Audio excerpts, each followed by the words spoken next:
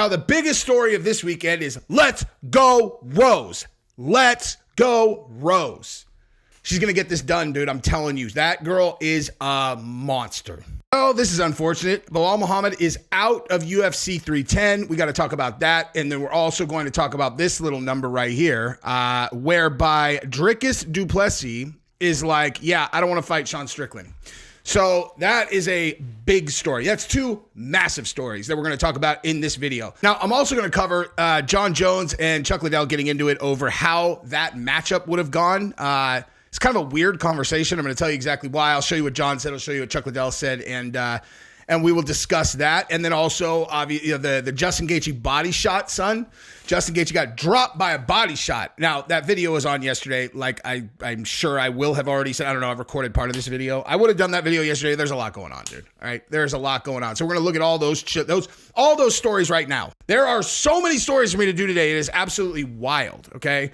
So, yeah, and just so we're clear, anybody who follows my MMA stuff and is like, dude, Jesse McVire is not doing MMA stuff. Look, I have a very multifaceted channel now, and this is the biggest time, you know, with everything going on with this guy, whatever, you can expect this for the next few weeks. That's what's going to happen. I will definitely do MMA videos, but I'm going to be doing 3-4 videos a day, and so you can expect MMA in there for sure, fight videos, all that. That will continue to be the case, but there's going to be a lot of other stuff also. So if you're into the election stuff, you could definitely find that here too. Okay, so go ahead and subscribe to the channel if you haven't yet. Rock and roll. Let's get after it. All right, so I wanted to start with this one right here. So, you know, Shar Bullet, he called out Israel Adesanya. Apparently, Israel Adesanya is not into it. Let's hear what this says, because Michael Venom Page, I love that. Decision loss to Ian Gary and what his plans are going forward. Speaking to MMAfighting.com, MVP said, actually, I just forgot his name, which is terrible. Magomedov. He just fought, did the double spinning back fist knockout, and then he called out my boy Izzy. Mate, I'm at that weight right now. You don't even have to wait too long.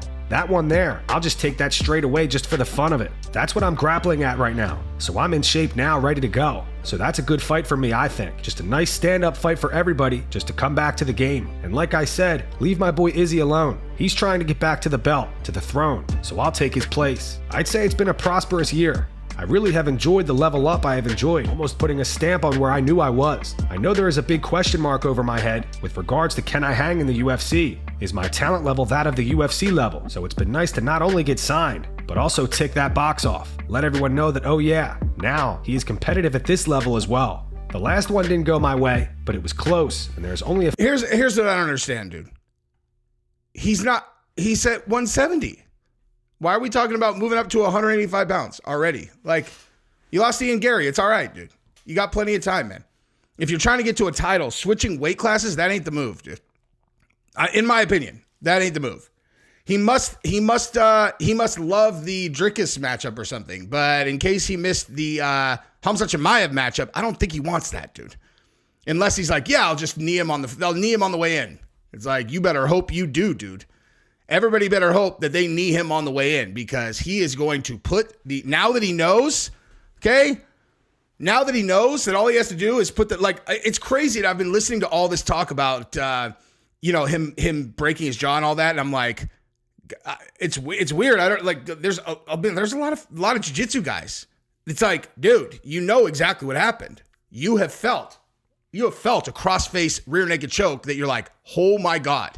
If someone wanted to be a dick, they could have broken the teeth out of my head with that right there. Okay, so now Khamzat, it's not hypothetical anymore. It's not the kind of thing that you would do to someone in practice, right? But he actually got to do it in a fight. Now he knows that cross-face choke will shatter a person's teeth. And you can expect to see a lot more of that in UFC now, because that's just one of those things, dude. That's just one of those things. And you know what else, dude? You know what else I'm realizing? Dude, so if someone's protecting their neck, I was just thinking about this. I was literally just thinking about this. So essentially, what Khamzat proved is you don't need under the neck to finish a rear naked choke, okay? Complete game changer, right? So if they can't get to the teeth or whatever and they're tucking the chin, yank. Why not just stick that blade right underneath their nose and then bang? You could shatter their nose upwards. All right? Something to think about. And anybody who ever trains with me, don't fucking do that to me, okay? That's me coming up with that technique is me getting a pass on that forever from people who are better than me at jiu-jitsu. No. Okay? And if you say that you did online, I'll deny it, even if you did it. So there's no upside except to be cruel. Anyway, so yeah, I don't understand why he's doing this. It doesn't make any sense to me. Let's move over to this John Jones responding to Chuck Liddell because apparently Chuck Liddell said that he would beat John Jones in his prime, and I'm curious to hear what everybody thinks about that. Michael Bisping thinks a move to the lightweight division is a no-brainer for Max Holloway. Oh. Bisping says despite getting KO'd by Ilia Topuria. Yeah, sorry, that is the wrong chapter, but I 100% agree with that, and that is a total no-brainer. Of course, Max goes to 55. John Jones responded to Chuck Liddell's recent comments. Chuck had this to say on the Jackson podcast. John Jones is a really smart fighter. That's why I always said I would have been a mad matchup for him, because I'm probably one of the few guys where he'd have a hard time dictating where I fought him. He would have had to fight me. He couldn't out-wrestle me. He couldn't take me down. John Jones? John Jones, no. He wouldn't have been able to take me down. He would have had to strike me. The Jackson podcast posted that clip to their Instagram. John left a comment with this gif laughing at Chuck.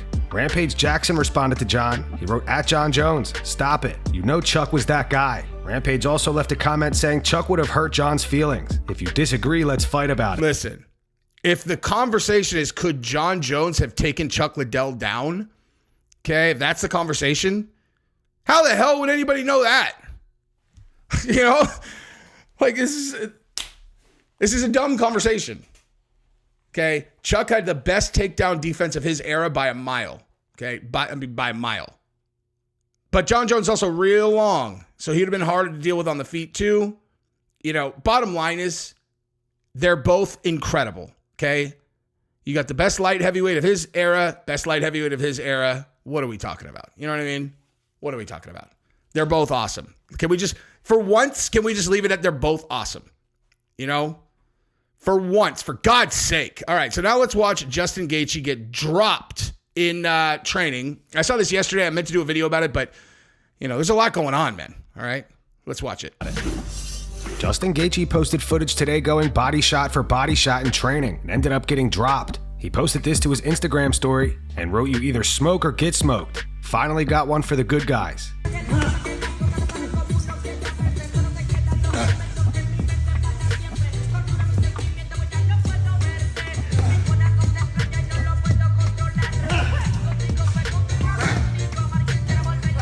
Sorry, the audio's off for some reason.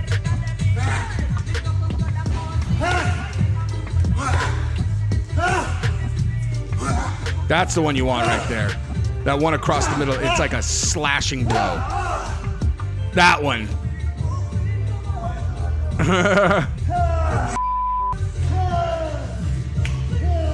And that's going to wrap it up for the news. That hurts, man.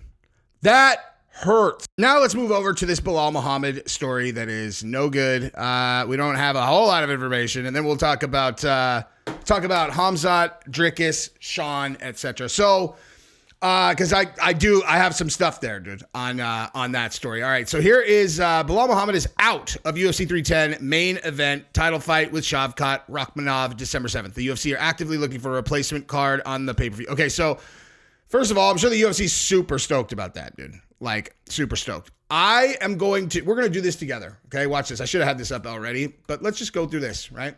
Okay. So if you're the UFC and you have to replace Belal Muhammad, okay, and this is what you're looking at. You got Belal Muhammad, you got Leon Edwards, you got Kamaru Usman, you got Shavkat, Jack Della Magdalena, Sean Brady. Okay, so let's say who it's not going to be, right? Let's start at number 9, okay? It ain't going to be Joaquin Buckley, okay? It's definitely not going to be Gilbert Burns. It might be Ian Gary, although I doubt it. I doubt it. When he gets his title shot, it ain't going to be in a replacement situation. Only because I don't think it'll be him because they don't want him to fight Shavkat, right? Like, Shavkat's too scary. They're not going to just throw Ian Gary willy-nilly in there after they have like kind of handpicked all of his guys. Okay. Colby Covington, no chance. Sean Brady, unlikely. Jack Della Magdalena, not impossible, but unlikely. I think you're going to get either Kamaru Usman or Leon Edwards. I think that Kamaru Usman is probably on the phone with UFC badgering them right now. Badgering them. He's like, give me that fight. Give me that fight right now. And they could get away with it because they need a replacement. You know? Like, I think it's going to be Kamaru Usman that gets that fight. It could be Leon Edwards, but Leon Edwards is not Mr. Hey, let me super quick do something for the UFC without like 7 months notice. You know what I mean? So I think what you're going to get is you're going to get Kamaru Usman. Okay. That is my hypothesis. I don't know. They might do Ian Gary, but that would be very risky. And I think for Ian Gary, they're going to want him to have plenty of time to prepare for whenever he fights Shavkat. You know what I mean? And now let's just, listen, unless if someone else knows something about this that, that they're not seeing, like this is all, I don't see anything else except that Belal is out. Okay, let's see. Multiple sources confirmed the rumor. Yeah, he's just injured, man. There we go. Yeah, I told you, dude. I had not seen that. I told you. I knew it, dude. Now, first of all, how credible is this dude? Not. MMA reporter featured on CBS and Yahoo. Okay, so maybe. But I don't know if he's telling the truth, but that's what's going to happen, dude. I think. Okay? I think. They're calling Pereira. Okay, that's really, really, really funny. Okay, anyway, so now let's move over to Dricus, and let's just do it like this. All right, so Dricus wants Khamzat Chimaev next. Okay, so one other thing that I failed to do over here. Let's go ahead and look at what Sean Strickland's saying about that, okay? Because I have a feeling he is not going to like that one bit, okay? So he says, OnlyFans hit me up. Said, okay, he's the only person where I would go to his channel looking for comment on the fact that his basically confirmed title fight is gonna be taken by someone else. And then he's writing about like jerking off, and I'm like, I'm gonna read this anyway. OnlyFans hit me up, and obviously I said, I'm game. I've been jerking off in front of camera since they first put it on his cell phone. About time I get paid for it. Turns out they're not interested in that kind of content. And then he says, imagine voting for Kami. Actually, we got to keep that type of content out of this video so it doesn't get, classified as it were. But you can imagine who he's probably voting for. You know what I mean? Okay, so actually, you know what? Let's move right here and we'll watch the video of him saying it. All right, let's watch Dricus du Plessis punk Sean Strickland out of his title shot. Dricus du Plessis recently did an interview with Radio Raps and said that Khamzat Chimaev is 100% the fight he wants. Dricus said, we always knew between Rob and Khamzat, if there was going to be something exceptional that happens, there might be a change in the title fight. We have no clarity on that, but as a fan of the sport and as the middleweight champion of the world, that's a fight that gets me more excited. Taking somebody's O. I've beaten Strickland before, and I know I'll beat him again. Getting that Khamzat fight, that gets me excited. I think the whole world wants to see it. The fans ultimately pay to watch the fights, so the fight that the world thinks is the best next fight, that's what I want. So I think the Khamzat fight is 100% what I want. The UFC is going to do what they're going to do, but from a fan perspective and from a fighter's perspective, I think Khamzat should get the next shot. Okay, so here's the deal on that. If Strickland was any other fighter in the UFC from a personality perspective, anyone else, okay? But he fought exactly the same. Every single person would be campaigning to oust him from the title shot. But the thing is, he is Sean Strickland. He's exactly who he is. And so if you try to oust Sean Strickland, dude, you're going to have people, I don't think people are going to be like that mad. But the only reason that you don't have a groundswell of people who are like, give it to Khamzat is specifically because of Strickland. That's how entertaining that guy is, dude. That's how much everybody loves Strickland. Like, think about, let's do this, okay?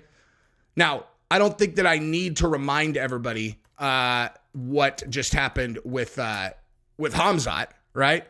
But let's just do this, okay?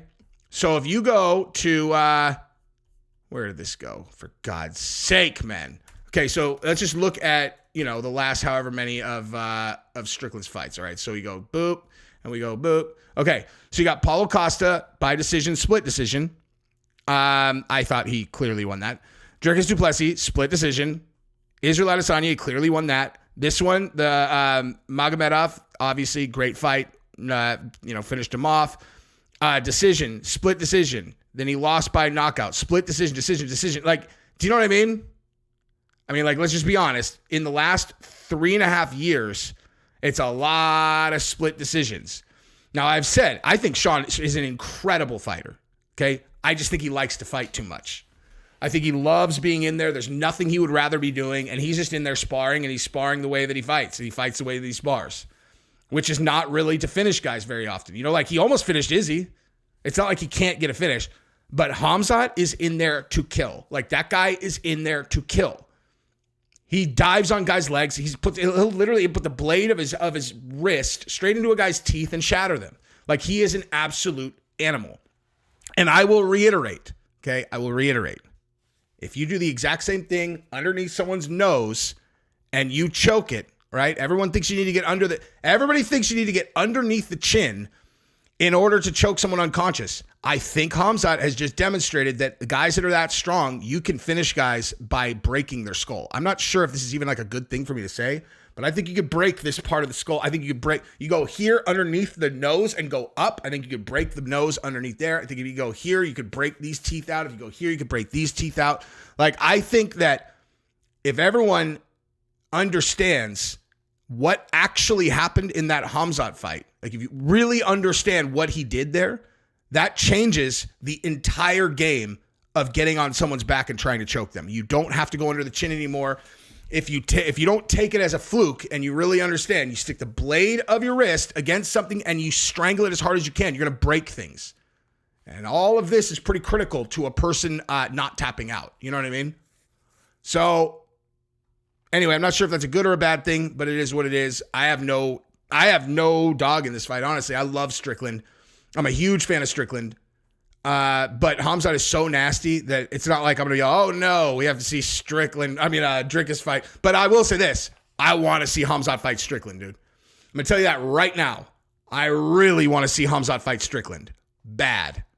Because that's a bad matchup for Khamzat, dude.